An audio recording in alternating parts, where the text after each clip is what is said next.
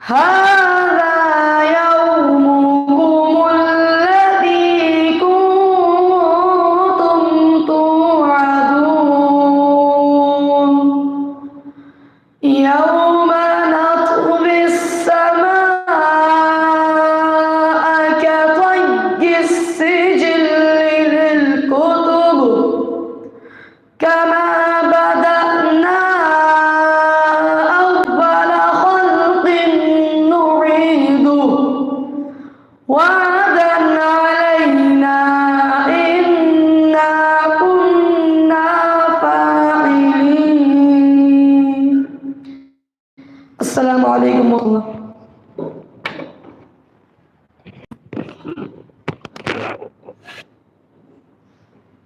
وعلیکم السلام ورحمۃ اللہ. یہ تھے محمد شاہد ایوب خان جو تلاوت کلام اللہ سماعت فرما رہے تھے. اب میں اس کے بعد فضیلت الشیخ نیاز احمد ثناوری کو مدعو کر رہا ہوں کہ آپ تشریف لائیں اور ہم سامعین کے سامنے اپنے موضوع کی وضاحت. شیخ کا موضوع ہے سلفیت کی خصوصیات.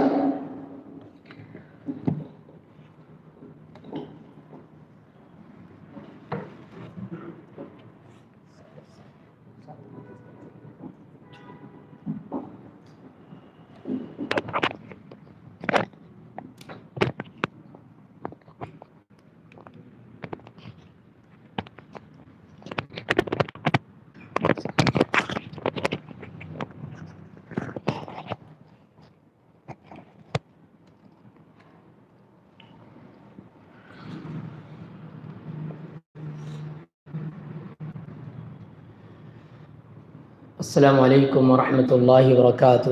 بسم اللہ الرحمن الرحیم. ان الحمد للہ نحمده ونستعینه ونستغفره ونعوذ باللہ من شرور انفسنا ومن سیئات اعمالنا. من يهده الله فلا مضل له ومن يضلل فلا هادي له واشهد ان لا اله الا الله وحده لا شريك له وأشهد أن محمدًا عبده ورسوله. أما بعد فإن خير الحديث كتاب الله وخير الهدي هدي محمد صلى الله عليه وسلم وشر الأمور محدثاتها وكل محدثة بدعة وكل بدعة ضلالة وكل ضلالة في النار. أعوذ بالله السميع العليم من الشيطان الرجيم. بسم الله الرحمن الرحيم. يا أيها الذين آمنوا اتقوا الله حق تقاته ولا تموتن إلا وأنتم مسلمون. يا أيها الناس اتقوا ربكم الذي خلقكم من نفس واحدة وخلق منها زوجها وبث منهما رجالا كثيرا ونساء واتقوا الله الذي تساءلون به والأرحام إن الله كان عليكم رقيبا. يا أيها الذين آمنوا اتقوا الله وقولوا قولا سديدا يصلح لكم أعمالكم ويغفر لكم ذنوبكم ومن يطع الله ورسوله فقد فاز فوزا عظيما. ہر قسم کی تعریف و توصیف، کبریائی، بڑائی، حمد و ثنا اس وحدہ لا شریک له لائق و زیبا ہے جس نے ہم سب کو پیدا کیا، بے شمار انگنت نعمتوں سے نوازا ہے اور نوازتے رہتا ہے. درود و سلام ہو تمام انبیاء کرام پر، خصوصاً نبی آخر الزماں ہمارے پیارے نبی رحمت رحمت للعالمین محمد رسول اللہ صلی اللہ علیہ وسلم.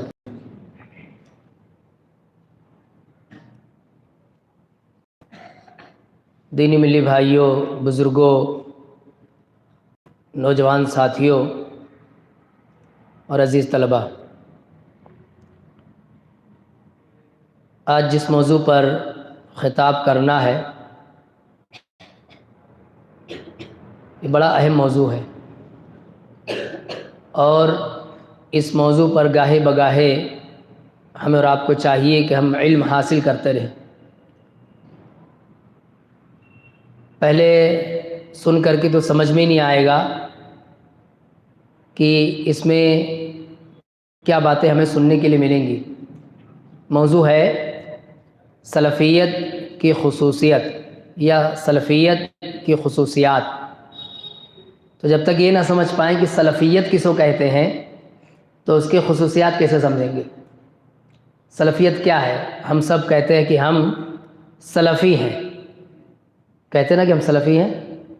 نہیں کہتے، بلکہ ہم کیا کہتے ہیں کہ ہم اہل حدیث ہیں۔ کیا کہتے ہیں؟ ہم اہل حدیث ہیں۔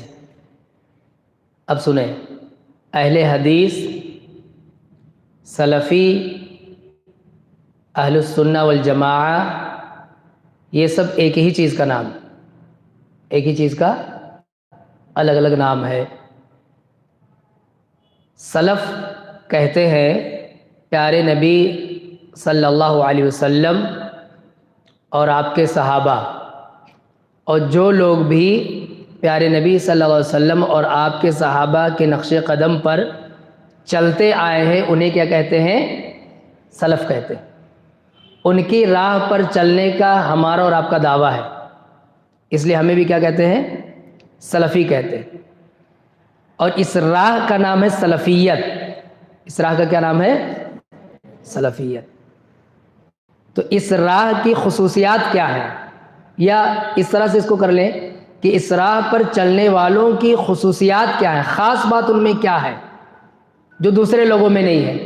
جیسے اگر ایک مثال سے سمجھیں کہ ایک مسلمان اور ایک کافر دو الگ الگ ہو گئے۔ مسلمان کی خاص بات کیا ہے؟ کافر کے مقابل میں مسلمان کی کیا خاص بات؟ بتاؤ۔ ہم مسلمان ہیں اور ایک کافر ہے، تو ہماری کون سی خاص بات ہے جو ہمیں اس سے الگ کرتی ہے، جدا کرتی ہے؟ وہ بھی ہماری طرح دکھتا ہے، اس کے بھی دو کان، دو آنکھ، دو پیر، ہمارے جیسے بالکل سیم ہوتا ہے۔ اس میں ہم میں کیا فرق ہے؟ ہمارے یہاں ایمان ہے۔ ہمارے یہاں کیا ہے؟ ایمان ہے۔ اللہ پر ایمان، اللہ کی کتابوں پر ایمان، اللہ کے رسولوں پر ایمان، مرنے کے بعد دوبارہ زندہ کیے جائیں گے اس بات پر ایمان، اور پھر دوبارہ زندہ کیے جائیں گے تو حساب کتاب پر ایمان۔ ہم مرتے ہیں تو قبر میں نیک ہے تو اچھا بدلہ ملتا ہے، برے ہیں تو سزا ملتی ہے، اس بات پر ایمان۔ جنت پر ایمان، جہنم پر ایمان۔ کافروں میں یہ چیز نہیں پائی جاتی، ان میں یہ چیز نہیں پائی جاتی۔ اس لیے یہ بات بھی کبھی کبھار یاد دلانی چاہیے۔ جو لوگ کہتے ہیں نا جھٹ سے کسی نے 2-4 ہزار روپے دبا دیا تو کہتے ہیں کہ اس سے اچھا تو کوئی کافر ہے۔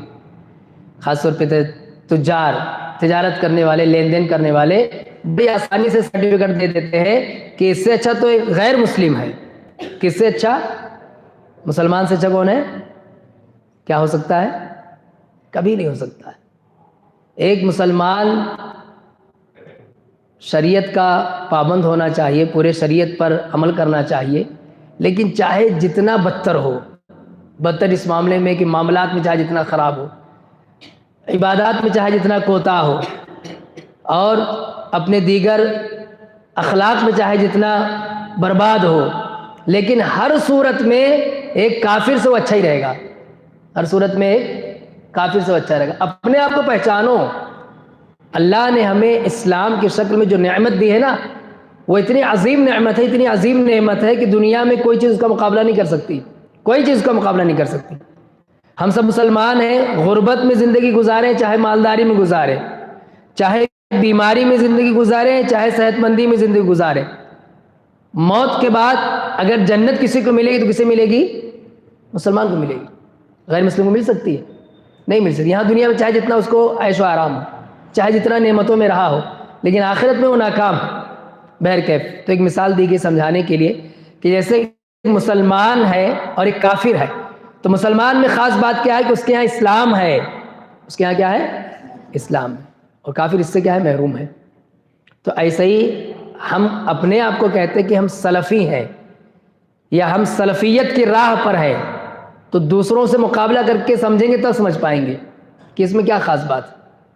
خاص بات یہ ہے، دیکھیے کہ سلفی منہج پر چلنے والے، اللہ کے رسول صلی اللہ علیہ وسلم اور آپ کے صحابہ کے نقش قدم پر چلنے والے، ان کی پہلی خاص بات یہ ہے کہ یہ توحید کے تعلق سے فکر مند رہتے ہیں. توحید کے تعلق سے، توحید کیا ہے؟ ایک اللہ کو ماننا، پوری کائنات کا خالق مالک مدبر اللہ کو ماننا، ایک اللہ کی عبادت کرنا، اللہ تعالیٰ کے ناموں اللہ تعالیٰ کے افعال میں کسی کو شریک نہ ٹھہرانا. اسے کیا کہا جاتا ہے؟ توحید. یہ ہم اہل حدیثوں کی پہلی خصوصیت ہے. پوری دنیا کے اندر سب سے زیادہ فکر مند اگر سلفیت میں بات کی جائے یا سلفی منہج میں بات کی جائے تو اللہ کے فضل و توفیق سے ہمیں یہ چیز نصیب ہوئی ہے کہ سب سے زیادہ توحید کی فکر کرنے والے کون ہیں؟ ہم ہیں. یہ بات کوئی فخر سے نہیں کہی جا رہی، کوئی گھمنڈ سے تکبر سے بات نہیں کہی جا رہی، کہنا بھی نہیں چاہیے. یہ ذمہ داری یاد دلانے کے لیے بات کہی جا رہی ہے، ذمہ داری یاد دلانے کی بات. ورنہ شرک دیکھیں سماج میں کیسے پھیلا ہوا ہے. کسی کی اولاد نہیں ہو رہی ہے، کہاں پہنچ جاتا ہے؟ مزار میں پہنچ جاتا ہے اولاد لینے. کوئی بیمار ہے، کوئی چھوٹا بچہ رو رہا ہے، تعویذ اٹھا کے باندھ دیا. کاروبار نہیں چل رہا ہے، کسی بابا کو بلا کے دکان میں جھاڑ پھونک شروع کر دیا. یعنی قدم قدم پر شرک ملے گا آپ کو، دوسری جماعتوں میں، دوسرے لوگوں میں قدم قدم پہ شرک. اللہ کے حقوق کو توڑنا، اللہ کو نہ پہچاننا یا پہچان کر کے بھی اللہ کا حق ادا نہ کرنا. لیکن سلفیت میں ایسا نہیں ہے. آپ اپنے علماء کو، یعنی اہل حدیث علماء کو دیکھو گے کہ بار بار شرک کے خلاف بولتے ہیں اور بار بار توحید کی طرف لوگوں کو بلاتے ہیں. یہ اپنی پہلی خاصیت ہے. اللہ کے فضل و توفیق سے اس پر اللہ کا شکر ادا کرنا چاہیے. یہاں ایک بات ٹھہر کر کے سمجھیں کہ یہ ہمارا دعویٰ ہے. یہ کیا ہمارا دعویٰ ہے، لیکن ہم دعوے پر ہیں کہ نہیں ہیں یہ چیک کرنا ہوگا. یہ چیک کرنا ہوگا.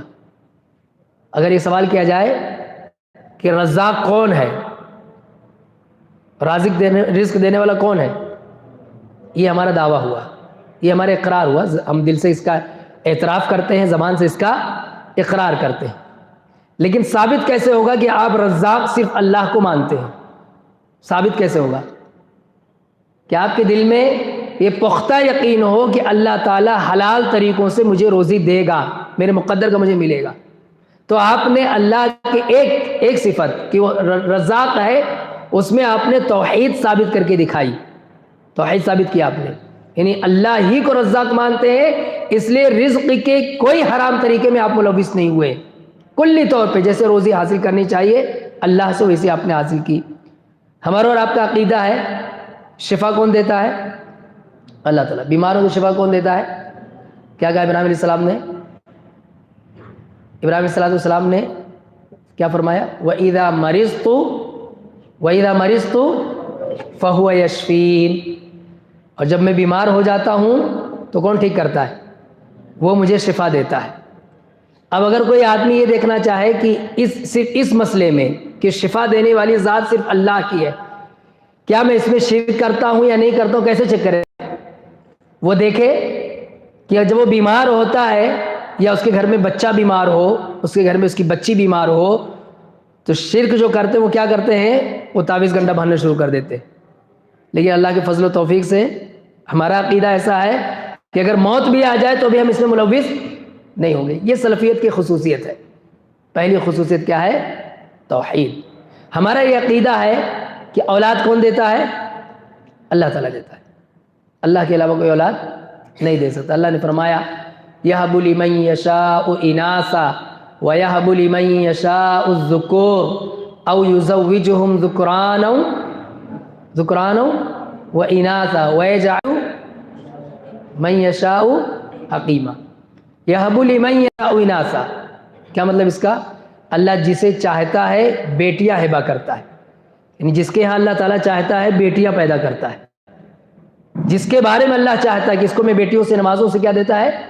بیٹیاں دیتا ہے. ہبہ کرنا، ہبہ کہتے ہیں گفٹ کرنا. آسان ترجمہ کروں تو کیا؟ ہبہ کرنا مطلب گفٹ کرنا. گفٹ جب کوئی گفٹ دے تو اس گفٹ کی رسپیکٹ ہونی چاہیے کہ نہیں ہونی چاہیے؟ یا برا مان جانا چاہیے؟ لیکن دیکھیے ہم لوگ اہل حدیث سے، ہم لوگ سلفی ہیں. اب یہاں اپنے آپ کو چیک کریں کہ اگر ہمارے گھر میں بیٹی پیدا ہو رہی ہے تو یہ گفٹ ہے کس کی جانب سے؟ اگر ہمیں برا لگ رہا ہے، اگر ہمیں برا لگ رہا ہے، کس کا گفٹ برا لگ رہا ہے؟ اللہ تعالیٰ گفٹ برا لگ رہا ہے. یہ کتنی خطرناک بات. کسی کے یہاں ایک بیٹی پیدا ہو تو آدمی پتھر پہ مطلب دل پہ پتھر رکھ کے کہتا ہے چلو ٹھیک ہے ایک بیٹی ہو. پھر سے بیٹی ہو تو منہ بنا لیتا ہے پھر سے بیٹی ہو، 2-4 بیٹی ہو جائے تو گویا اللہ سے ناراض ہو جاتا ہے. کتنی ساری بیٹیاں میرے یہاں پیدا ہوئی، کس کے گفٹ کو ٹھکرا رہا ہے؟ اللہ تعالیٰ. جبکہ اللہ نے صاف طور پر کیا کہا؟ یَهَبُ لِمَن يَشَاءُ إِنَاثًا. اچھا دیکھیے آپ، پہلے اللہ نے بیٹی کا ہی ذکر کیا. ایسے آیت میں آپ لوگ سب حافظ ہیں. یَهَبُ لِمَن يَشَاءُ إِنَاثًا وَيَهَبُ لِمَن يَشَاءُ الذُّكُورَ. اور اللہ جسے چاہتا ہے اسے لڑکوں سے نوازتا ہے، مذکر سے نوازتا ہے، یعنی بیٹوں سے نوازتا ہے. اس کے بعد کیا ہے؟ أَوْ يُزَوِّجُهُمْ ذُكْرَانًا وَإِنَاثًا. یہ جسے چاہتا ہے اسے دونوں دیتا ہے، بیٹا بھی دیتا ہے اور بیٹی بھی دیتا ہے. یعنی 3 شکلیں بنی. کتنی شکلیں بنی؟ 3.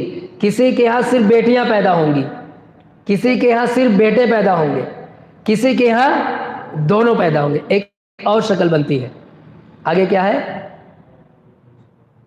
ذکران و اناثا وَيَجْعَلُ مَن يَشَاءُ عَقِيمًا. اور جسے چاہتا ہے اسے اللہ تعالیٰ بانجھ رکھتا ہے، یعنی اس کے ہاں کوئی اولاد نہیں. اب اولاد کے سلسلے میں اللہ تعالیٰ کے بندوں کے ساتھ 4 طرح کے افعال ہیں. کتنے طرح کے؟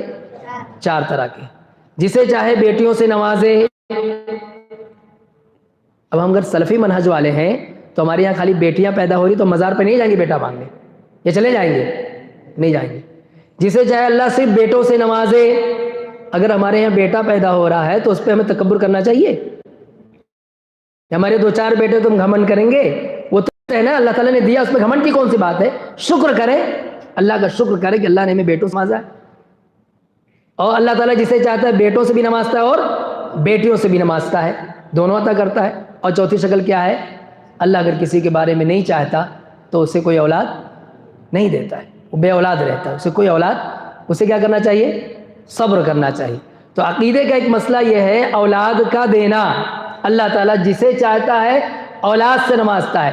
سلفی منہج کی خصوصیت ہے، یا ہم سلفیوں کی خصوصیت ہے کہ ہم اولاد کے سلسلے میں کسی درگاہ پر نہیں جاتے، کسی مزار پہ نہیں جاتے، کسی جھاڑ پھونک کرنے والے کے یہاں نہیں جاتے، اور نہ جانا چاہیے کہ یہ ہمیں اولاد دے دیں گے. قطعاً ایسا نہیں کیا جا سکتا. تو ایسے ہی عقیدے کے ایک باب کو آپ کھولتے جائیں گے تو سلفیت کی خصوصیت یہ ہے کہ ہر باب میں، زندگی کے ہر مسئلے میں یہ توحید کی فکر کرتے ہیں. یہ سمجھتے ہیں کہ ہم اولاد لینے کسی اور سے چلے جائیں گے تو شرک ہو جائے گا. یہ سمجھتے ہیں کہ ہم شفا لینے کہیں اور جائیں گے تو کیا ہو جائے گا؟ شرک ہو جائے گا. یہ سمجھتے ہیں کہ ہم روزی کے اگر دوسرے اسباب اختیار کریں، حرام طریقے سے روزی کما رہے ہیں تو کہیں نہ کہیں یہ بھی کیا ہو رہا ہے؟ اللہ کے ساتھ شرک ہو رہا ہے. تو یہ ہے سلفیت کی پہلی خصوصیت، ہر مسئلے میں اللہ کی توحید ثابت کرنا. یہاں ایک بات کی اصلاح ضروری ہے کہ دیکھیے بہت سارے بھائی ایسے ہیں جو خود تو دیندار ہوتے ہیں، نیک ہوتے ہیں، اللہ کی توفیق سے علمی دروس سنتے رہتے ہیں تو ان کا عقیدہ بھی ٹھیک ٹھاک ہوتا ہے، لیکن اپنے گھروں میں گھر کی خواتین کو، گھر کی عورتوں کو بھی سمجھانے اور بتانے کی ضرورت ہے. سن کر کے تعجب ہوتا ہے کہ کچھ عورتیں اپنی بہوؤں کو اس بات کا طعنہ دیتی ہیں کہ تو نے بیٹا کیوں نہیں پیدا کیا. مطلب سننے میں آئے، کہیں تجربے میں تو نہیں آئے کہ کہیں دیکھوں ایسا، لیکن ایسا سننے میں آتا، شکایتیں آتی ہیں کہ ان کے یہاں ساس بہو کا جھگڑا کس بات پر ہوتا ہے کہ ساس لڑتی ہے بہو سے. کس بات پر لڑتی ہے؟ بولو، کہ بیٹا کیوں نہیں پیدا کیا. اب یہاں دیکھیے یہ کتنی بڑی گمراہی ہے. اللہ تعالیٰ کہتا ہے کہ اللہ جسے چاہتا اسے دیتا ہے. پھر ایک بے قصور عورت کو، ایک بے قصور بہو کو یہ کہنا کہ تو بیٹا دے، یہ ایسا ہی نہیں ہے جیسے کوئی جا کے درگاہ پہ کہے کہ اے ولی، اے بزرگ، تو مجھے بیٹا دے. ایسے ہی ہو گیا نا. جب وہ اولاد نہیں دے سکتے تو یہ عورت کہاں سے اولاد دے سکتی ہے؟ یہ اس کے اختیار میں کہاں کہ بیٹا دے دے. تو یہ عقیدے کا بھی مسئلہ ہے، جو سماج کا بھی مسئلہ ہے، عقیدے کا بھی. سماج کا کیسے مسئلہ ہے کہ اس کی وجہ سے لڑائی ہوتی ہے، جھگڑے ہوتے ہیں. ایک بہو ٹارچر ہوتی ہے، وہ اذیت و تکلیف میں رہتی ہے کہ اس کی ساس یا اس کا شوہر بھی بسا اوقات، کبھی شوہر بھی اس میں شامل لیتا ہے کہ اگر اگلی بار بیٹا جنم دی، اگلی بار بیٹی پیدا ہوئی تو میں دوسرا نکاح کر لوں گا. کیا کہتا ہے؟ اگلی بار اگر بیٹی پیدا ہوئی، ایسا لگتا ہے جیسے اس بیچاری کے اختیار میں ہے کہ وہ بیٹا دے دے یا بیٹی دے دے. نعوذ باللہ من ذالک. تو دینی بھائیو، ہماری اور آپ کی اللہ کی فضل و توفیق سے پہلی خصوصیت یہ ہے، اہل حدیث کا مطلب یا سلفی کا مطلب کہ ہر مسئلے میں آپ اللہ کی توحید ثابت کریں. روزی صرف اللہ دینے والا، شفا صرف اللہ دینے والا، کسی بھی بری حالت یا بری کنڈیشن سے نکالنے والی ذات صرف اور صرف کس کی ہے؟ اللہ سبحانہ وتعالیٰ کی ہے. بہت مشکل گھڑی تھی حضرت یوسف علیہ السلام پر. کنویں کے اندر ہیں، چھوٹے ہیں، ابھی بہت بڑی عمر نہیں ہے، اندھیرا ہے کنویں کے اندر، لیکن یہ سمجھتے ہیں کہ بچانے والی ذات کس کی ہے؟ اللہ سبحانہ وتعالیٰ. یونس علیہ السلام مچھلی کے پیٹ میں ہے، سمندر کی تہ میں مچھلی کے پیٹ میں ہے، لیکن یہ سمجھتے ہیں کہ بچانے والی ذات کس کی ہے؟ اللہ سبحانہ وتعالیٰ. ابراہیم علیہ السلام کو آگ میں ڈال دیا گیا، لیکن یہ سمجھتے ہیں بچانے والی ذات کس کی ہے؟ اللہ تعالیٰ کی. تو مشکلوں سے نکالنے والی ذات اللہ کی ہے. لہذا ہمیں اور آپ کو یہ سمجھنا چاہیے کہ پہلی چیز جو سلفی منہج کی خصوصیت ہے وہ ہے توحید.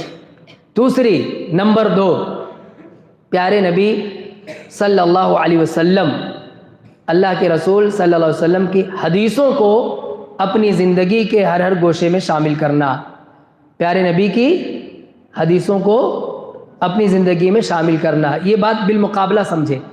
ایسے امت محمدیہ میں، یعنی خود کو مسلمان کہنے والے تو سبھی ہیں، چاہے وہ شافعی ہوں وہ بھی خود کو مسلمان کہتے ہیں، چاہے حنبلی ہوں وہ بھی خود کو مسلمان کہتے ہیں، مسلمان ہیں بھی، چاہے وہ امام مالک کے فالوورز ہوں یا امام احمد بن حنبل کے فالوورز ہوں.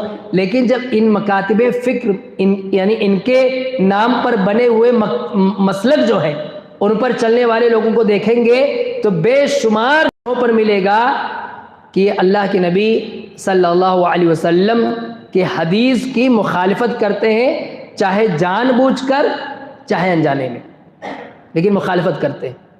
اللہ کے فضل و توفیق سے یہ سلفیوں کی ایک خاصیت ہے کہ ان کے سامنے ہمیشہ یہ رہتا کہ پیارے نبی نے کیا فرمایا، پیارے نبی نے کیا بتایا. وہ اس کی لالچی ہوتے ہیں کہ اللہ کے نبی صلی اللہ علیہ وسلم نے یہ بتایا، پیارے نبی نے یہ فرمایا، تو اس بات کی پرواہ نہیں رہتی کہ پھر اس کے بعد فلاں امام کیا کہتے ہیں، کہ فلاں امام کیا کہتے ہیں، فلاں امام کیا کہتے ہیں. اس میں بھی ایک مثال دیکھیں.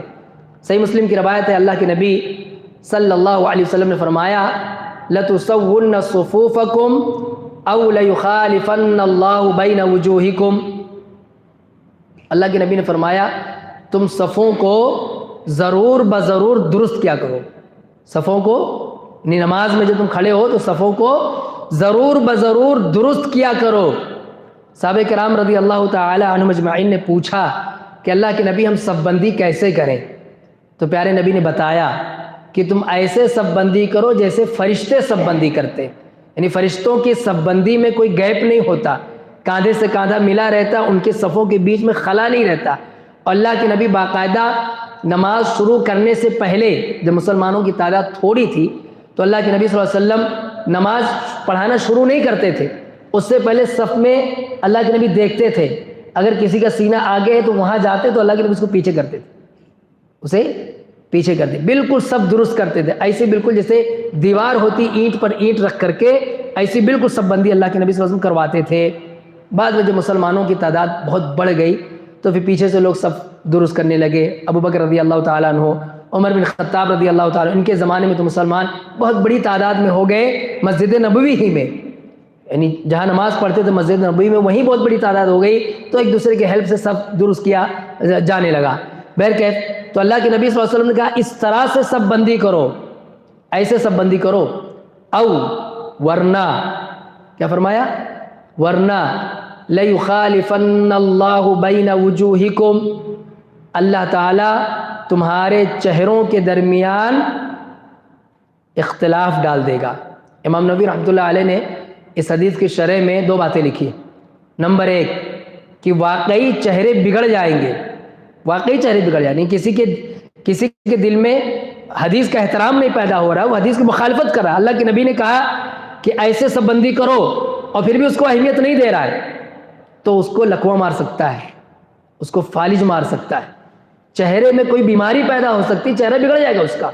اتنی خطرناک بات ہے حدیث کی مخالفت کرنا. اللہ کے نبی صلی اللہ علیہ وسلم کھانا کھا رہے تھے اور پیارے نبی کے ساتھ ایک آدمی اور کھانا کھا رہا، تو وہ بائیں ہاتھ سے کھانا کھا رہا تھا. کس ہاتھ سے؟ بائیں ہاتھ سے. اللہ کے نبی نے کہا دائیں ہاتھ سے کھا، انہوں نے کہا اللہ کے نبی سے دائیں ہاتھ سے کھا. اس نے سنا اور سن کر کے انسنا کرنا، جس کو کہتے ہیں انسنا کر دینا، یعنی پرواہ نہیں کرنا کیا فرما رہے اللہ کے نبی.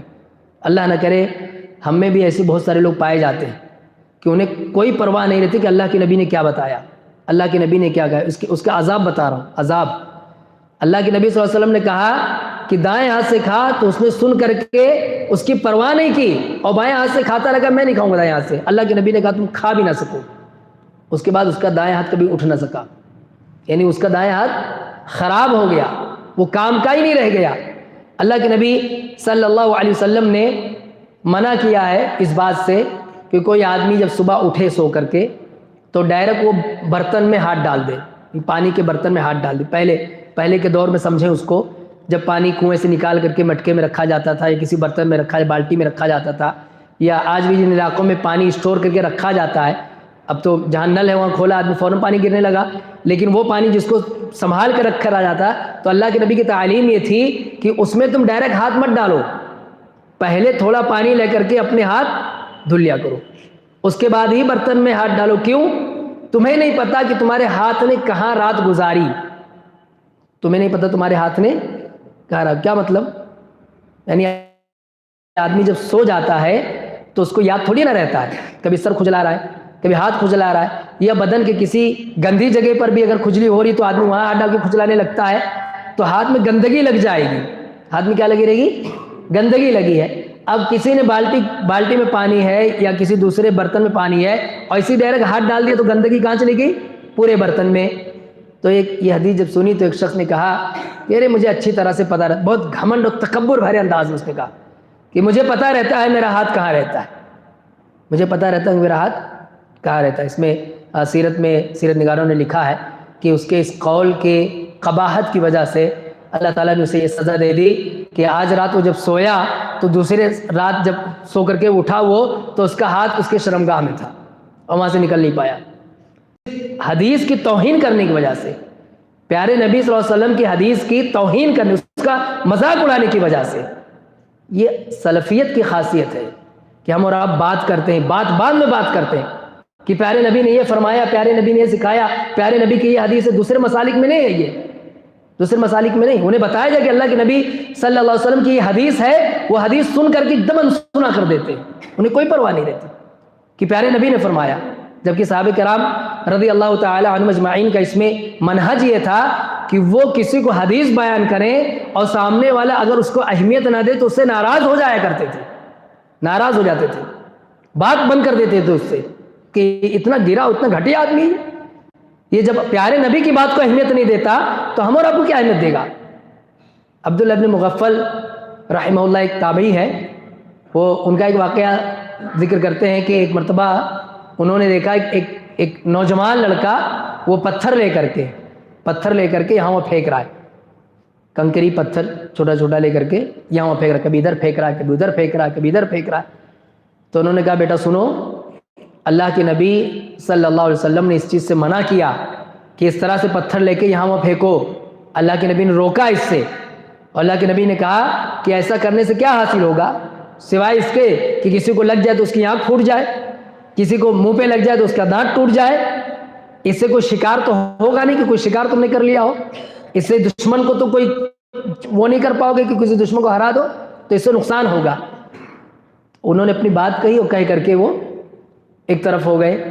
پھر تھوڑی دیر کے بعد دیکھا وہی لڑکا پھر سے وہی حرکت کر رہا ہے، تو بہت غضبناک ہوئے، بہت غصے میں آئے، اسے بہت سخت سنایا اور کہا کہ میں تجھ سے بات نہیں کروں گا، میں نے تجھے پیارے نبی صلی اللہ علیہ وسلم کی حدیث سنائی ہے اور حدیث سن کر کے بھی تو اس کو کوئی اہمیت نہیں دے رہا ہے، پیارے نبی کی حدیث سن کر بھی۔ تو سلف صالحین صحابہ کرام رضی اللہ تعالی عنہم اجمعین یا تابعین یا تبع تابعین، ان کے یہاں یہ منہج تھا اور اسی منہج پر ہمیں بھی رہنا چاہیے کہ ہماری نظروں کے سامنے کوئی حدیث کی توہین نہ کر سکے، کوئی حدیث کی بے عزتی نہ کر سکے۔ ہم نے حدیث سنی، سنائی، بتائی، اس کے بعد کوئی اس کی انسلٹ نہ کر سکے، یہ جرأت نہیں ہونا چاہیے۔ اللہ کی فضل و توفیق سے یہ کام بھی یہ سلفی منہج میں ہوتا ہے، سلفیت میں یہ ہوتا ہے کہ پیارے نبی کی حدیث کے مقام و مرتبے کو بلند کیا جائے، وہاں کسی کے قول یا کسی کے فتوے اس کی حیثیت ثانوی ہوتی ہے۔ ثانوی مطلب یہ بات کی بات ہوتی ہے، پہلے پیارے نبی صلی اللہ علیہ وسلم کی حدیث، اگر حدیث نہیں ملتی کسی مسئلے سے متعلق تو وہاں دیکھا جاتا کہ اچھا کسی نے اور کیا کہا ہے، لیکن حدیث رسول مل گئی تو وہ اول درجہ ہے۔ اس حوالے سے ایک اور واقعہ ذکر کر کے بات آگے بڑھاتا ہوں۔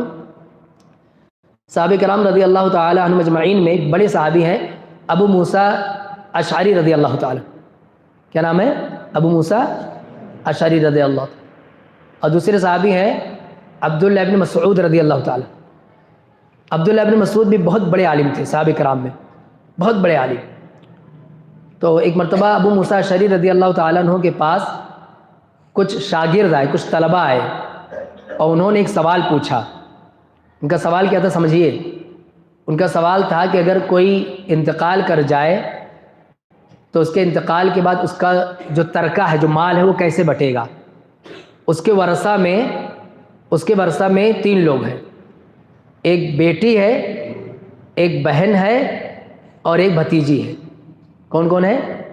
ایک بیٹی، ایک بہن اور ایک بھتیجی۔ تو کس کو کتنا ملے گا؟ تو ابو موسیٰ اشعری رضی اللہ تعالیٰ انہوں نے کہا کہ آدھا بہن کو مل جائے گا، آدھا بیٹی کو مل جائے گا، بھتیجی کو کچھ نہیں ملے گا۔ اور پھر انہوں نے کہا کہ میں نے جو یہ بتایا ہے مسئلہ، تم جا کر کے یہی مسئلہ پوچھ لو عبداللہ ابن مسعود سے، فَسَيُتَابِعُنِي، وہ بھی میری تائید کریں گے، وہ بھی ایسے ہی بتائیں گے جیسے میں نے بتایا۔ تو طلبہ گئے عبداللہ ابن مسعود رضی اللہ تعالیٰ عنہ کے پاس، اور ان سے ذکر کیا کہ ہم نے یہ مسئلہ پوچھا تھا، انہوں نے ایسا ایسا جواب دیا ہے، اور یہ بھی کہا ہے کہ تم بھی یہی تائید کرو گے میرے فتوے کی۔ اب عبداللہ ابن مسعود رضی اللہ تعالیٰ عنہ نے جو جواب دیا ہے وہ جواب یاد رکھیے۔ پہلے انہوں نے کیا کہا؟ پہلے انہوں نے کہا لَقَدْ ظَلَلْتُ إِذًا وَمَا أَنَا مِنَ الْمُهْتَدِينَ أَقْضِي فِيهَا بِمَا قَضَى النَّبِيُّ صلی اللہ علیہ وسلم۔ بہت زبردست بات ہے یہ۔ کہا کہ اگر میں بھی وہی فتویٰ دے دوں جو فتویٰ ابو موسیٰ اشعری نے دیا ہے تو میں گمراہ ہو جاؤں گا۔ خود کو کیا کہہ رہے ہیں؟ تو میں گمراہ ہو جاؤں گا، یعنی اگر ان کی بات کی تائید کر دوں۔ ابو موسیٰ اشعری کون ہے؟ کون ہے؟ صحابی رسول ہے، ایک بڑے عالم ہیں۔ کہہ رہے ہیں کہ میں اگر ان کی بات مان لوں ابو موسیٰ اشعری کو تو میں گمراہ ہو جاؤں گا۔ یہ ہے سلفیت۔ سلفیت میں یہ دیکھا جاتا ہے کہ بات صحیح ہے کہ نہیں صحیح ہے، پہلے یہ دیکھا جاتا ہے، بعد میں یہ بات کی جاتی ہے کہ اگر یہ بات صحیح ہے تو ان کا احترام، ان کا ادب، ان کا مقام و مرتبہ ہے اپنی جگہ پر، لیکن اگر بات غلط ہے تو صرف یہ کہتے ہیں کہ بہت بڑے عالم ہے، بہت بڑے عالم ہیں، وہ بات قبول نہیں کرتی۔ سلفیت میں یہ بات نہیں قبول ہوتی، یعنی اہل حدیث یہ بات نہیں قبول کرتا ہے کہ تو بہت بڑے عالم ہیں تو آنکھ بند کر کے ان کی ہر بات مان لو، ایسا نہیں ہے۔ دوسرے مکاتب کے لوگ کرتے ہیں، دوسرے مکاتب فکر میں ملے گا آپ کو۔ یہ سلفیت کی خاصیت ہے کہ اس میں بڑے سے بڑا عالم، بڑے سے بڑا مفتی، بڑے سے بڑا علم والا، اس کا احترام علم کی وجہ سے ہوگا، اور کرنا بھی چاہیے، علماء کا احترام کرنا چاہیے۔ لیکن یہ کہ وہ عالم ہے اس لیے ان کی صحیح غلط ہر بات مان لی جائے، ایسا سلفیت میں نہیں ہے۔ سلفی منہج اس بات کی تائید نہیں کرتا۔ تو ابو موسیٰ اشعری رضی اللہ تعالیٰ عنہ کو انہوں نے کیا کہا؟ انہوں نے کہا کہ اگر میں ان کے حساب سے فتویٰ دے دوں تو میں گمراہ ہو جاؤں گا۔ اور پھر آگے جواب دیا، کہا اقضی فیہا بما قضى النبی صلی اللہ علیہ وسلم، میں اس مسئلے میں وہ فیصلہ سناؤں گا جو پیارے نبی صلی اللہ علیہ وسلم نے سنایا، یعنی اللہ کے رسول کی حدیث میرے سامنے موجود ہے، پیارے نبی کا ڈیسیژن اور فیصلہ میرے سامنے موجود ہے، میں ان کی بات مانوں گا، ابو موسیٰ کی بات نہیں مانوں گا۔ یہ ہوا نا خلاصہ کلام کہ ابو موسیٰ اشعری کی، یہاں ایک بات اور سمجھیں، یہ بات ذہن سے نکال دے کہ ابو موسیٰ اشعری نے نعوذ باللہ جان بوجھ کر کے ایسا بتایا ہوگا، نہیں، ایسا نہیں ہے۔ لیکن ہر فیلڈ میں جو لوگ کام کرتے ہیں اس میں بسا اوقات غلطی ہوتی ہے، ہوتی کہ نہیں ہوتی ہے؟ جو پارا یاد رہتا اچھے ڈھنگ سے وہ بھی سنانے جاتے، کبھی کبھی بھولتے کہ نہیں بھولتے؟ جو صورت بہت پکا یاد اس میں بھولتے کہ نہیں بھولتے؟ بھولتے ہیں نا؟ تو جو فتوے کا کام کرتا ہے، فتویٰ دیتے دیتے کبھی کبھار اس سے بھی غلطی ہو جاتی ہے، کوئی بڑا عالم ہے اس سے بھی غلطی ہو سکتی ہے، یا ڈاکٹر دوائیاں دیتا ہے اس سے بھی کبھی کبھی غلطی ہوتی ہے، آپریشن کرتے اس میں بھی غلطی ہوتی ہے۔ ہر فیلڈ میں جو آدمی کام کرتا ہے غلطی کا امکان بھر کے باقی کیوں کہ کوئی انسان ہے۔ اس لیے یہ جو شیطان نے یہ جو نظریہ دے دیا لوگوں کو کہ یہ تو بہت بڑے عالم ہیں تو ان کی ہر بات مان لی جائے، یہ شیطانی جملہ ہے، شیطانی جملہ ہے۔ اسی جملے کے بہانے اس نے اصل دین سے ہٹا کر کے خرافات میں لوگوں کو مبتلا کر رکھا ہے، ضلالت میں لوگوں کو ڈھکیل دیا ہے، اور بہت ساری گمراہی میں لوگوں کو ڈھکیل دیا۔ بہرکیف تو ابو موسیٰ اشعری رضی اللہ تعالیٰ عنہ نے جب یہ بات سنی، اب اس کے بعد عبداللہ ابن مسعود نے کہا کہ میں اس میں فیصلہ وہ سناؤں گا جو اللہ کے نبی نے فیصلہ سنایا۔ پھر بتایا کہ اس میں کیسے کیسے کس کو کیا ملے گا۔ تو بتایا کہ ہاں اس میں آدھا بیٹی کو مل جائے گا، اس کے بعد بہن کو ملے گا، اور تکملۃ الثلثین جسے کہتے ہیں کہ یعنی ثلث کا تکملہ عربی زبان میں اس کو کہا جاتا ہے، اس کی تشریح مشکل ہو جائے گی، یعنی تھوڑا سا حصہ اس کا بنتا ہے کس کے لیے؟ بھتیجی کے لیے۔ یعنی ان کے فتوے میں یہ تھا کہ بہن کو بھی ملے گا اور بیٹی کو بھی ملے گا اور بھتیجی کو بھی ملے گا۔ بہرکیف یہ واقعہ سنانے کا مقصد یہ تھا، مقصد سامنے آنا چاہیے، مقصد یہ تھا کہ صحابہ کرام یہ بات سمجھتے تھے، صحابہ کرام رضی اللہ تعالی عنہم اجمعین یہ سمجھتے تھے کہ ہم سے غلطی ہو سکتی ہے، اور شخصیات کی بنیاد پر وہ غلط سلط ہر بات کو قبول نہیں کرتے تھے۔ سلفی منہج یا سلفیت کی یہ خاصیت ہے۔ دوسری خاصیت، پہلی خاصیت توحید، دوسری خاصیت پیارے نبی صلی اللہ علیہ وسلم کی حدیثوں کو بلند رکھنا ہر باب میں، اللہ کے نبی کی باتوں پر کسی کی بات کو فوقیت نہیں دیتے، جہاں حدیث رسول مل گئی وہی کافی ہے، وہی کافی ہے۔ اچھا ایک بات اور یہاں علم میں اضافے کے لیے ذکر کرتا چلوں کہ ائمہ کرام نے بھی اپنے دور میں اس بات کی تلقین کی تھی، وصیت اور نصیحت کی تھی کہ جہاں صحیح حدیث مل جائے وہی میرا مسلک ہے۔ یعنی اپنے علم کی حد تک تو انہوں نے بتایا، دین کا کام کیا، فتویٰ دیا، لوگوں کو پڑھایا، سمجھایا، لیکن اپنے آپ کو کلین چیٹ کرنے کے لیے، اپنے آپ کو اللہ کے پکڑ سے بچانے کے لیے اتنا کہہ دیا کہ میں نے جو بتایا اپنے علم کی حد تک ٹھیک ہے، لیکن اگر میری کوئی بات پیارے نبی کی کسی حدیث سے ٹکرا جائے تو میری بات کو دیوار پر مار دینا۔ کیا کہا؟ میری بات کو دیوار پر مار دینا۔ امام مالک رحمۃ اللہ علیہ کہا کرتے تھے کہ امت اسی وقت خیر پر ہو سکتی ہے، بھلائی پر ہو سکتی ہے، اس امت کو وہی چیز سیدھی راہ پر رکھ سکتی ہے جو چیز پہلے سیدھی راہ پر رکھتی تھی۔ یعنی اللہ کے نبی کے زمانے میں جو حق تھا وہی حق ہے، اللہ کے نبی کے زمانے میں جو سنتیں تھیں وہی سنتیں، اللہ کے نبی صلی اللہ علیہ وسلم نے جو دین سکھایا بتایا، عقائد میں، عبادات میں، معاملات میں، اخلاقیات میں وہی حق ہے۔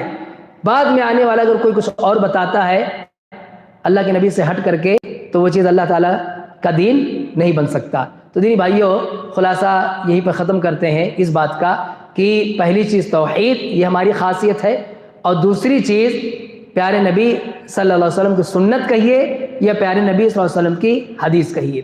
تیسری خاصیت جو سلفی منہج کی ہے وہ یہ ہے کہ یہ علم کو عام کرنے، علم سیکھنے اور علم کو عام کرنے کے لیے فکر مند رہتے ہیں۔ علم سیکھنے اور علم عام کرنے، تقلید نہیں ہے نا، تقلید نہیں کہ لکھ کے دے دیا کہ ایسی کرنا ہے آپ کو، نہیں، علم حاصل کرتے رہنا اور علم سیکھ کر کے اس کے مطابق دوسروں کو بتاتے رہنا، یہ سلفی منہج کی خاصیت ہے۔ دوسروں کے ایسا نہیں ہے، ان کے یہاں حدیثیں آئیں گی، ان کے یہاں پیارے نبی کے فرمان آئے تو بھی کہیں گے ہم فلاں مسلک کے ماننے والے ہیں اس لیے ہم اس کو نہیں مان سکتے۔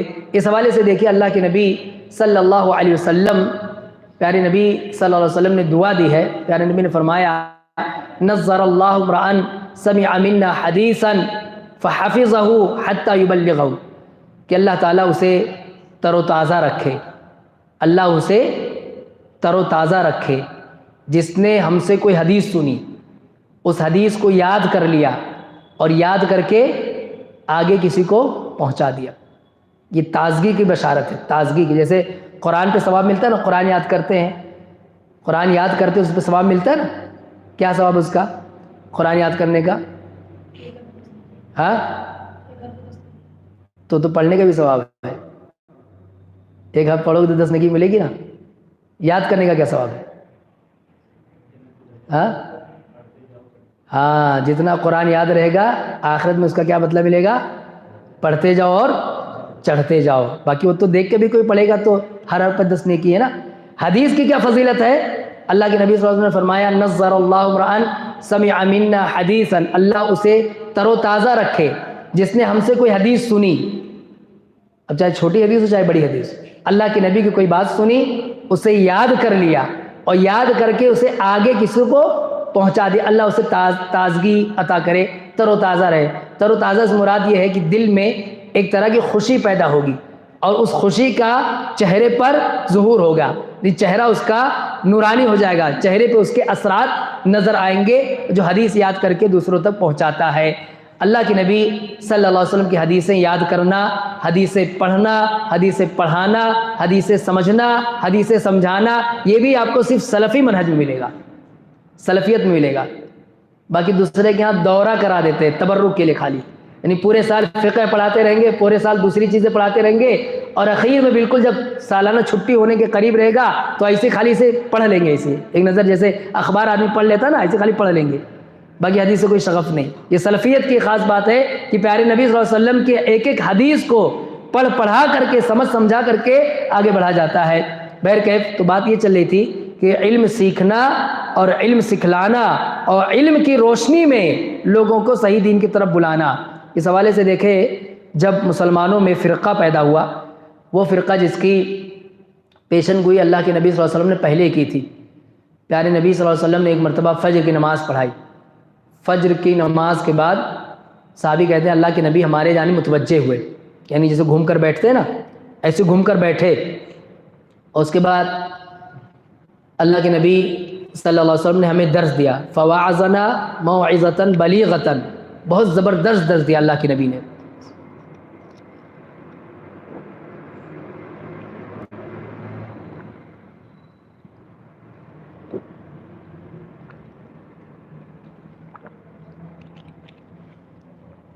ایسا درس دیا ذرفت منہ العیون ووجلت منہ القلوب، ایسا درس تھا کہ درس سن کر کے رونے لگے، لوگ رونے لگے، دل دہل اٹھے خوف کی وجہ سے، اللہ کا خوف پیدا ہو گیا۔ تو ہمیں ایسا لگا کہ جیسے ہی اللہ کے نبی کا آخری درس ہو، یعنی اس کے بعد آپ درس نہیں دیں گے، جیسے کوئی آدمی کہیں جا رہا ہو، ودا ہوتا ہے تو آخر میں نصیحتیں کر رہا ہوتا ہے، تو ایسے اللہ کے نبی نے درس دیا تھا۔ تو ہم نے اللہ کے نبی صلی اللہ علیہ وسلم سے کہا اللہ کے نبی ہمیں کچھ نصیحتیں بھی کر دیجیے، کچھ نصیحت کیجیے درس سننے کے بعد۔ تو اللہ کے نبی صلی اللہ علیہ وسلم نے فرمایا، بتایا کہ میرے بعد امت کے اندر اختلاف دیکھو گے، من یعش منکم بعدی فسیری اختلافا کثیرا فعلیکم بسنتی وسنت الخلفاء الراشدین المہدیین عضوا علیہا بالنواجذ۔ کہا کہ جب میں فوت ہو جاؤں گا تو میرے بعد جو لوگ زندہ رہیں گے وہ امت کے اندر اختلاف دیکھیں گے۔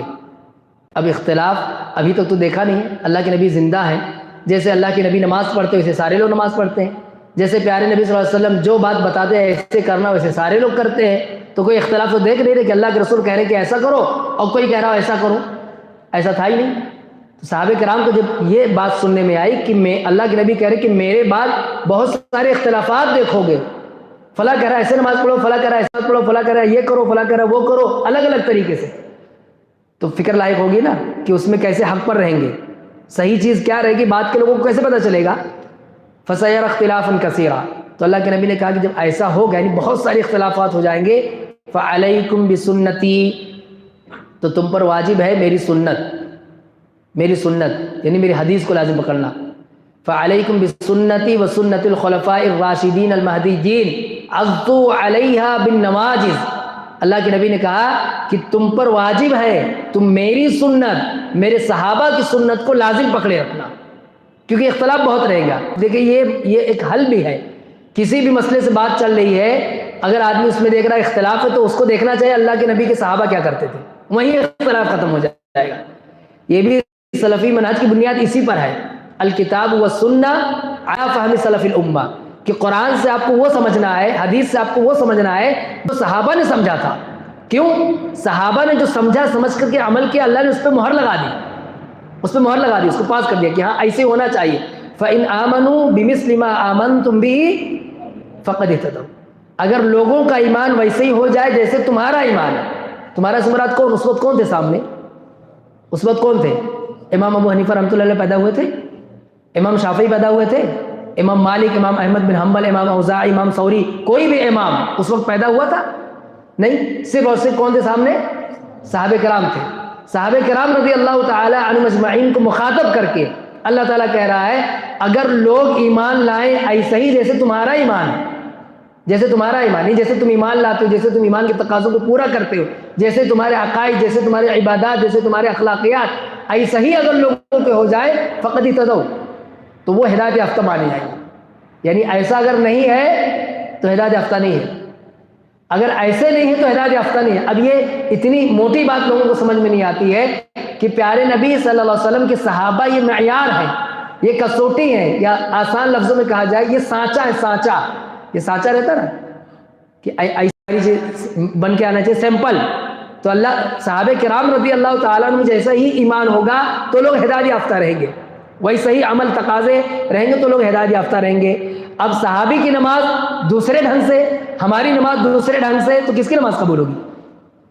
صحابہ کی جیسی نماز ہوگی تبھی قبول ہوگی. بہرکیف تو اللہ کے نبی نے فرمایا فعلیکم بسنتی، تم پر واجب ہے میری سنت، وہ سنت الخلفاء الراشدین المہدیین، اور میرے صحابہ کرام کی، میرے خلفاء راشدین کی سنت، عضو علیہا بالنواجذ، تم اسے پکڑ لینا نواجذ سے. کس سے پکڑ لینا؟ نواجذ کسے کہتے ہیں؟ حافظ جی کون سا دانت ہے؟ ہاں یہ والا دانت. کون سا؟ یہ نوکیلا والا دانت، اس کو کیا بولتے ہیں؟ نواجذ. یعنی اس سے جس سے ہڈی چبائی جاتی ہے. کیا چبائی جاتی ہے؟ سب سے مضبوط دانت رہتا ہے، سب سے مضبوط دانت، اس سے پکڑ لینا. اب کوئی چیز پکڑنا ہے، ایک ہے ہلکے پھلکے انداز، یہ بھی پکڑنا کہتا ہے، یہ پکڑا ہوا ہے. ایک ہے کہ ایسا پکڑ رکھا ہے، ایک ہے پوری طاقت سے پکڑ رکھا ہے. تو سنت، اللہ کے نبی کی سنت کو دانتوں سے پکڑ لو، یعنی ایک دم جتنی مضبوطی سے پکڑ سکتے اتنی مضبوطی سے پکڑ لو. اس کا فائدہ کیا ہوگا؟ اختلاف بہت رہیں گے، سماج میں اختلاف بہت دکھیں گے، لیکن تم حق پر رہو گے، تم حق پر رہو گے. پیارے نبی کی سنت کو لازم پکڑو گے، تم حق پر رہو گے. عبداللہ ابن عباس رضی اللہ تعالی عنہما نے جب دیکھا کہ امت میں پہلا فرقہ جو وجود میں ہے وہ خوارج کا ہے. کس کا فرقہ؟ خوارج، حروریہ، یہ پہلا فرقہ ہے. یعنی صحابہ کرام تھے، صحابہ کرام رضی اللہ تعالی عنہم اجمعین کے علاوہ کوئی جماعت نہیں تھی. پہلا فرقہ جو صحابہ کرام سے کٹ کر کے باقاعدہ الگ ہوا فرقے کے نام پر، وہ خوارج کا فرقہ تھا. اب انہیں بتانا، اب دو دھڑا ہو گیا. وہ بھی اپنے آپ کو مسلمان ہی کہہ رہے تھے نا، وہ کچھ اور تھوڑی نہ کہہ رہے تھے، وہ بھی مسلمان. صحابہ سے ہٹ کر کے الگ ہوئے 6000 لوگ تھے. کتنے؟ 6000 لوگ. تو عبداللہ ابن مسعود رضی اللہ تعالیٰ عنہما آئے علی رضی اللہ تعالیٰ عنہ کے پاس. انہوں نے کہا کہ اگر آپ کی اجازت ہو تو میں جا کر کے ان لوگوں سے بات کروں کہ وہ لوگ ایسا کیوں کر رہے ہیں، امت میں تفرقہ کیوں ڈال رہے ہیں، وہ کیوں الگ ہو رہے ہیں. تو علی رضی اللہ تعالیٰ عنہ نے خدشہ ظاہر کیا کہ مجھے ڈر ہے کہ تم جاؤ تو کہیں وہ لوگ مار نہ دیں، وہ لوگ تمہیں مار نہ دیں. تو عبداللہ ابن عباس رضی اللہ تعالیٰ عنہ نے کہا نہیں انشاءاللہ ایسا کچھ نہیں ہوگا، اور میں جاتا ہوں بات کرتا ہوں، اللہ نے چاہا تو کوئی خیر نکلے گا. اور اس کے بعد آئے، بہت اچھے ڈھنگ سے تیار ہوئے، جیسے کہیں کوئی آدمی شادی وادی میں جائے یا کہیں کسی تقریب میں جا رہا ہو، تیار ہوئے، کنگھی کی ایک اچھا کپڑا پہنے، اور اس کے بعد گئے. ان لوگوں کے پاس گئے تو ان لوگوں سے کہا کہ مطلب جب پہنچے تو کہا میں آیا ہوں علی رضی اللہ تعالیٰ عنہ کی جانب سے آیا ہوں. اور اس کے بعد بتائے فضیلت کہ میں داماد رسول کی جانب سے آیا ہوں. کس کی جانب سے آیا ہوں؟ علی رضی اللہ تعالیٰ داماد ہے. یاد دلا رہے، پہلے منصب یاد دلا رہے کہ علی اللہ کے رسول کے داماد ہیں، خلیفہ راشد ہیں، چوتھے خلیفہ ہیں، پہلے ایمان لانے والوں میں ہیں، میں ان کی جانب سے تمہارے پاس آیا ہوں.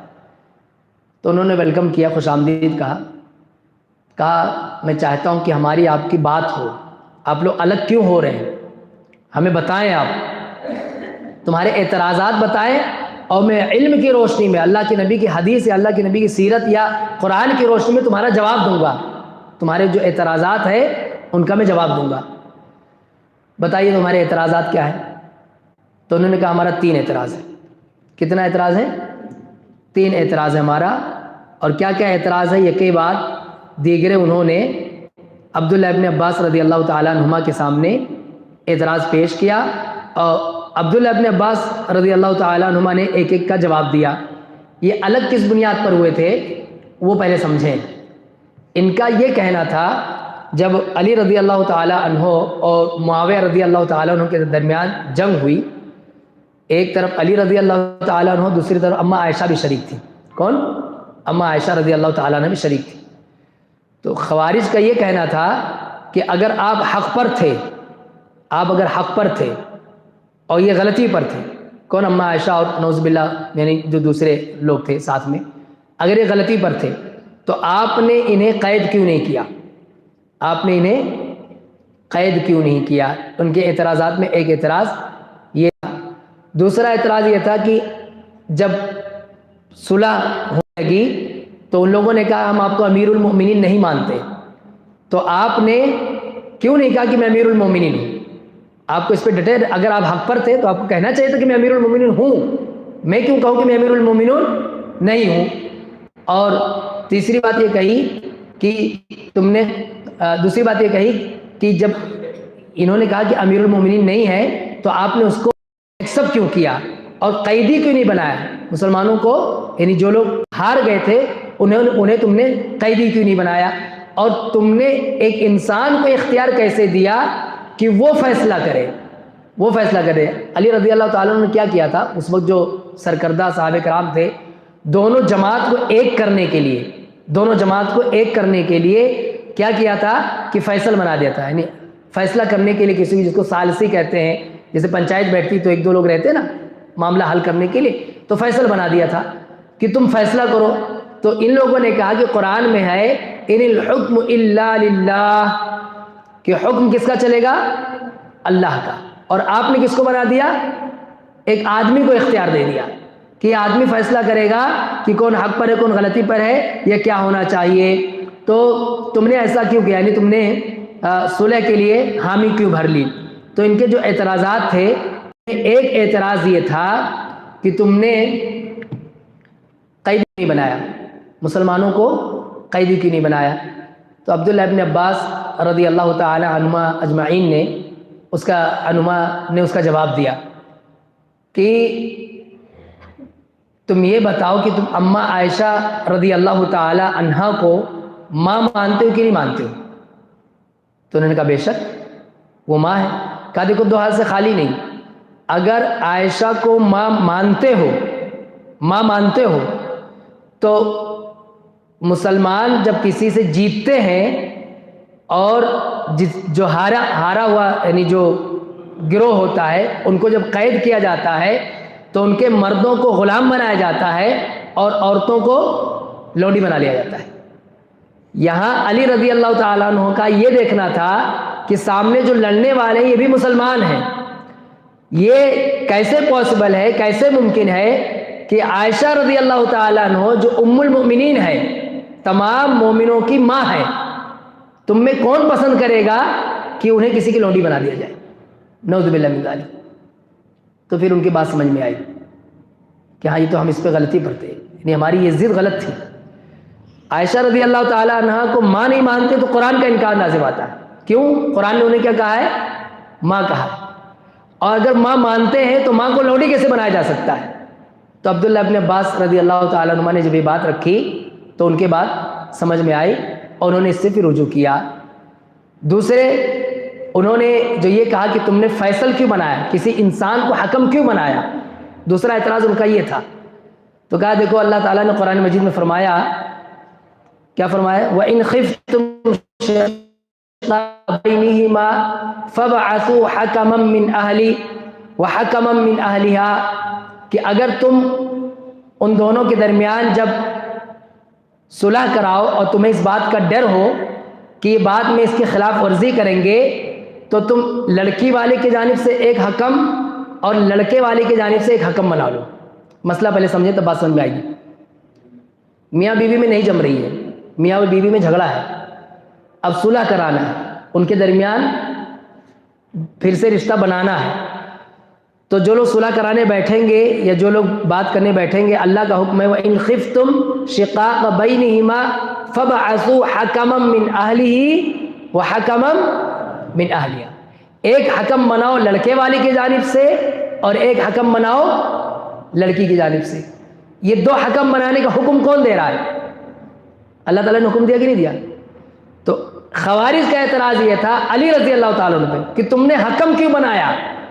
تو ابن عباس نے جواب دیا کہ اللہ نے حکم دیا ہے حکم بنانے کا، کسی کو حکم بنا دینا یہ اسلام کی تعلیمات کے خلاف نہیں ہے، میاں بیوی کا رشتہ بنانے کے لیے اگر حکم بنایا جا سکتا ہے، میاں بیوی کا رشتہ بچانے کے لیے، تو اتنے سارے مسلمانوں کا خون بہنے سے بچانے کے لیے حکم کیوں نہیں بنایا جا سکتا؟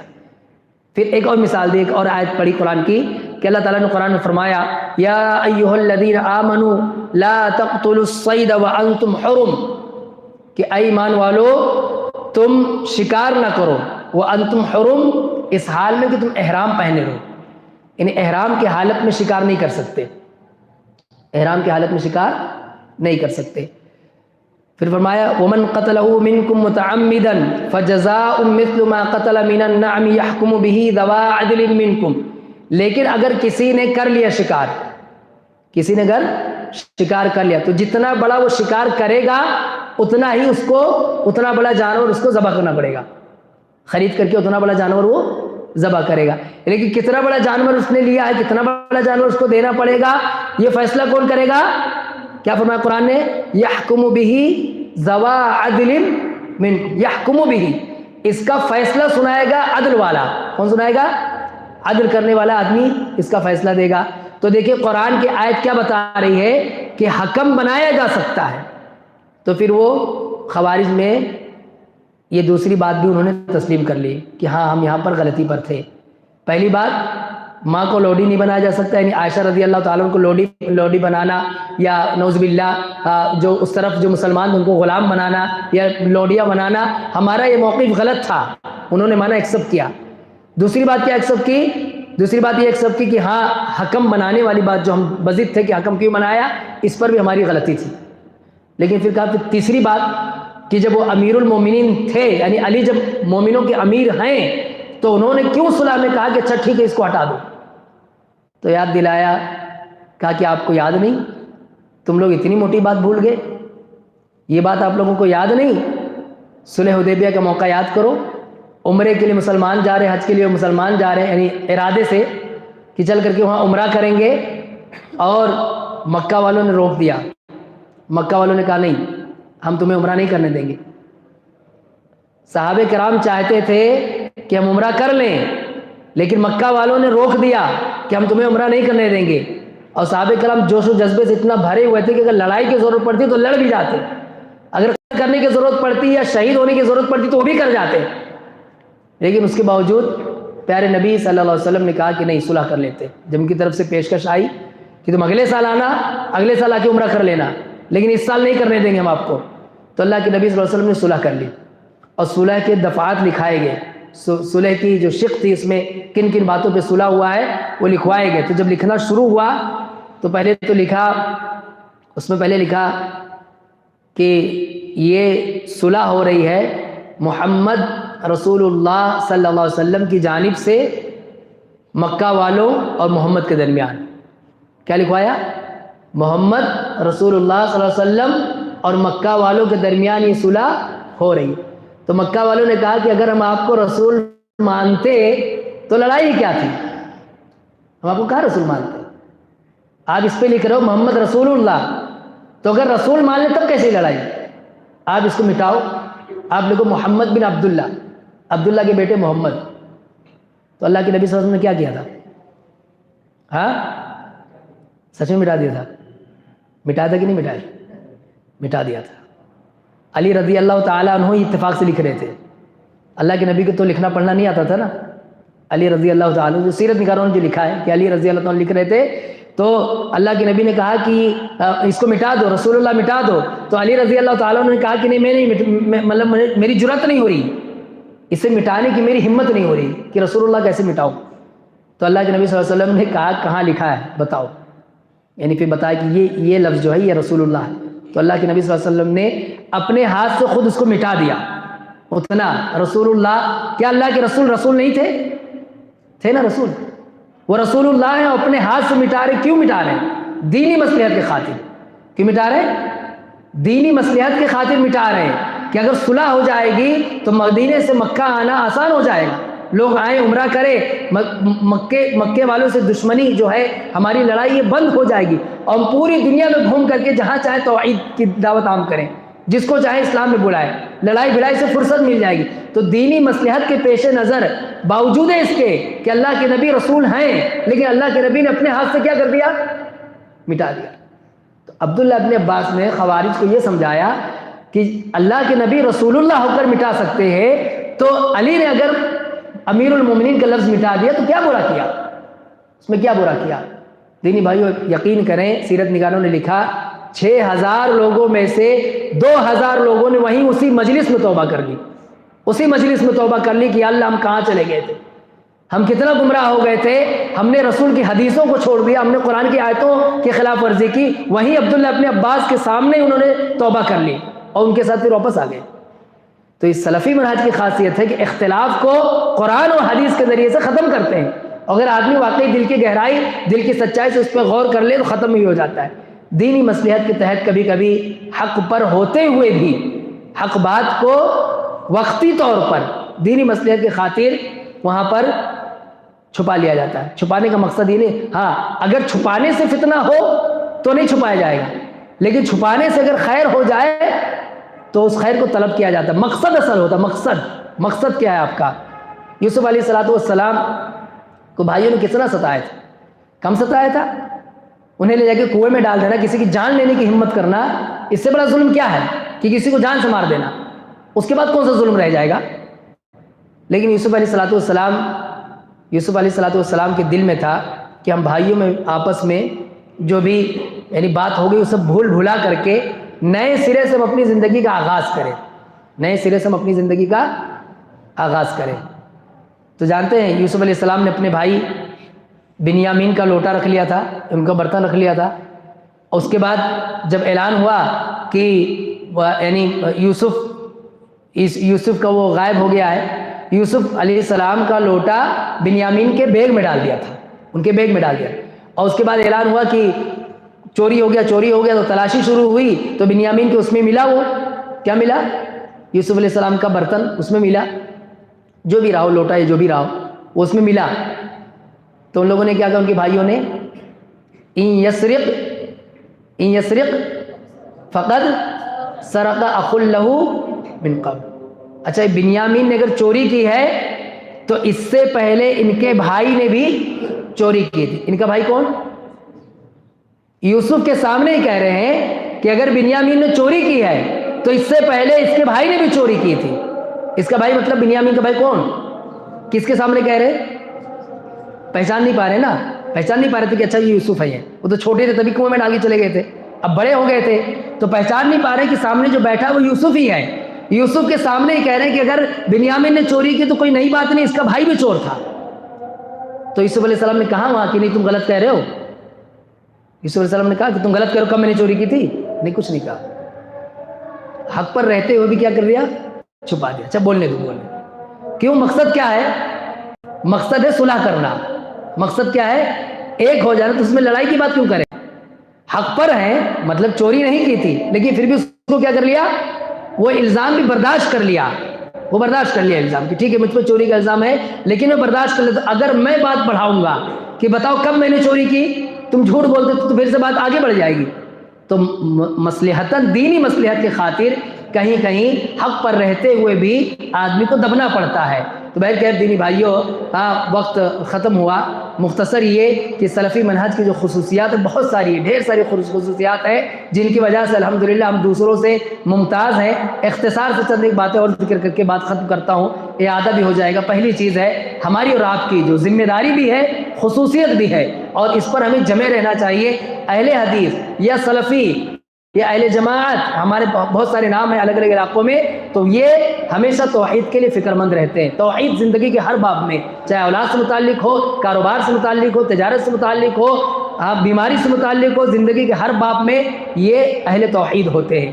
دوسری چیز ان کی خاص پہچان ہے پیارے نبی صلی اللہ علیہ وسلم کی سنت سے محبت کرنا، سنت سیکھنا، حدیثیں پڑھنا پڑھانا، اس کو عام کرنا، یہ ان کی خاصیت میں شامل ہے۔ تیسری چیز علماء کا احترام، علماء کا ادب، ان علماء کا مقام و مرتبہ، یہ سب کچھ ایکسپٹ کرتے ہوئے بھی اگر ان سے کبھی کوئی غلطی ہوتی ہے، کوئی لغزش ہوتی ہے، تو بہرکیف ان کی باتوں کو پیارے نبی کی حدیث پر مقدم نہیں کیا جا سکتا۔ ان کا کھلا ہوا منہج ہے، کھلی ہوئی بات ہے، یہ اسی کے لیے یہ بدنام بھی ہے۔ غیروں نے اسی بات کی وجہ سے انہیں بدنام بھی کیا. وہ کہتے ہیں یہ گستاخ ائمہ ہے، یعنی امام مالک کے گستاخ، امام شافعی کے گستاخ، امام حنیفہ کے، ابو حنیفہ کے گستاخ، یہ لوگ تو صحابہ کرام کے بھی گستاخ ہیں. یہاں تک الزام لگاتے ہیں. کس وجہ سے؟ اسی وجہ سے کہ اہل حدیث کا منہج یہ ہے کہ غلط بات اگر ہے تو کہنے والے کو نہیں دیکھتے، اس غلط بات کو ایکسپٹ نہیں کرتے. ایسے ان کی خاصیت یہ ہے کہ علم حدیث خاص طور پہ سیکھنا اور اس کی باتیں دوسروں تک پہنچانا. ایک آخری بات کہہ کے بات ختم کرتا ہوں کہ یہ سب اگر صرف دعویٰ ہے تو بے سود ہے، بے فائدہ ہے. ایسے دعوے اللہ تعالیٰ کے ہاں کوئی اہمیت نہیں رکھتے جب تک کہ یہ عمل میں نہ آئے.